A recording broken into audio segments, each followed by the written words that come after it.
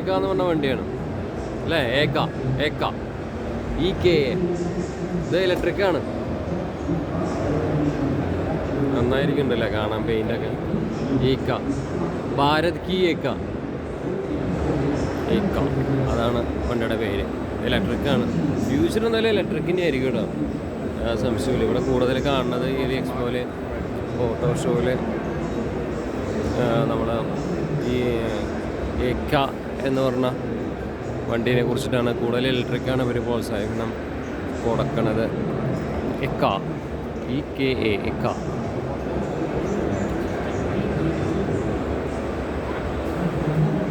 ഉള്ളിൽ കയറി നോക്കാം.